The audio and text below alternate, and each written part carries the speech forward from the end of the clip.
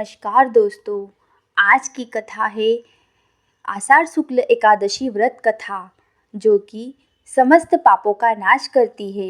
इस एकादशी को देवशनि एकादशी कहा जाता है।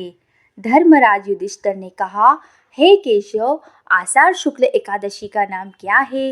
इस व्रत के करने की विधि क्या है और किस देवता का पूजन किया जाता है? श्री कृष्ण कहने लगे कि हे युधिष्ठिर, जिस कथा को ब्रह्मा जी ने नारद जी से कहा था, वही मैं तुमसे कहता हूँ। एक समय नारद जी ने ब्रह्मा जी से यही प्रश्न किया था। तब ब्रह्मा जी ने उत्तर दिया कि हे नारद, तुमने कलयुगी जीवों के उद्धार के लिए बहुत उत्तम प्रश्न किया है, क्योंकि देवशनि एकादशी का व्रत सब व्रतों में उत्तम है। इस व्रत के समस्त पाप नष्ट हो जाते हैं और जो मनुष्य इस व्रत को नहीं करते वे नरकगामी होते हैं। इस व्रत के करने से भगवान विष्णु प्रसन्न होते हैं। इस एकादशी का नाम देवशनि एकादशी है। अब मैं तुमसे एक पौराणिक कथा कहता हूँ, तुम मन लगाकर सुनो। सूर्यवंश में मद्धाता नाम का एक चक्रवर्ती राजा हुआ, जो सत्यवादी और महान प्रतापी था। वह अपनी प्रजा का पुत्र की भांति पालन किया करता था।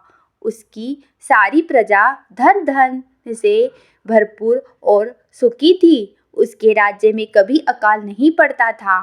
एक समय उस राजा के राज्य में 3 वर्ष तक वर्षा नहीं हुई और अकाल पड़ गया। प्रजा अन्न की कमी के कारण अत्यंत दुखी हो गई। अन्न के न होने से राज्य में यज्ञ आदि भी बंद हो गए।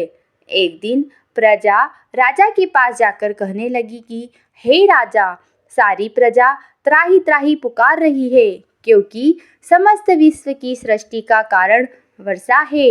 वर्षा के अभाव से अकाल पड़ गया है और अकाल में प्रजा मर रही है। इसलिए हे राजन, कोई ऐसा उपाय बताओ जिससे प्रजा का कष्ट दूर हो। राजा मद्धाता कहने लगे कि आप लोग ठीक कह रहे हैं। वर्षा से ही अन्न उत्पन्न होता है और आप लोग वर्षा न होने से अत्यंत दुखी हो गए हैं। मैं आप लोगों के दुखों को समझता हूँ। ऐसा कहकर राजा कुछ सेना साथ लेकर वन की ओर चल दिए। वह अनेक ऋषियों के आश्रम में भ्रमण करते हुए अंत में ब्रह्मा जी के पुत्र अगिरा ऋषि के आश्रम पहुँचे। वहाँ राजा ने घोड़े से उतरकर अगिरा ऋषि को प्रणाम किया। मुनि ने राजा को आशीर्वाद देकर कुशल क्षेम के पश्चात उनसे आश्रम में आने का कारण पूछा। राजा ने हाथ जोड़कर विनती भाव से कहा कि हे भगवान, सब प्रकार से धर्म पालन करने पर भी मेरे राज्य में अकाल पड़ गया है। इससे प्रजा अत्यंत दुखी है। राजा के पापों के प्रभाव से ही प्रजा को कष्ट होता है, ऐसा शास्त्रों में कहा गया है। जब मैं धर्म अनुसार राज्य करता हूँ तो मेरे राज्य में अकाल कैसे पड़ गया, इसके कारण का पता मुझको अभी तक नहीं चल सका। अब मैं आपके पास इसी संदेह को निवृत्त कराने के लिए आया हूँ। कृपा करके मेरे इस संदेह को दूर कीजिए, साथ ही प्रजा के कष्ट को दूर करने का कोई उपाय बताइए।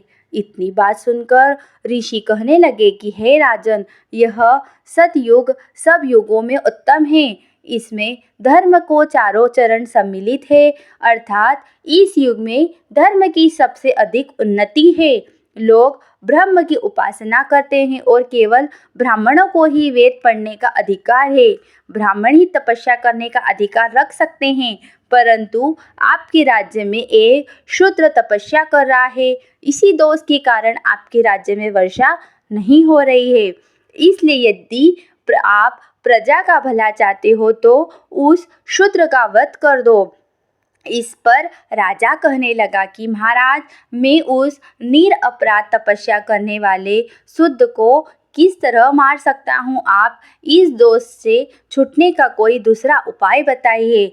तब ऋषि कहने लगे कि हे राजन, यदि तुम अन्य उपाय जानना चाहते हो तो सुनो।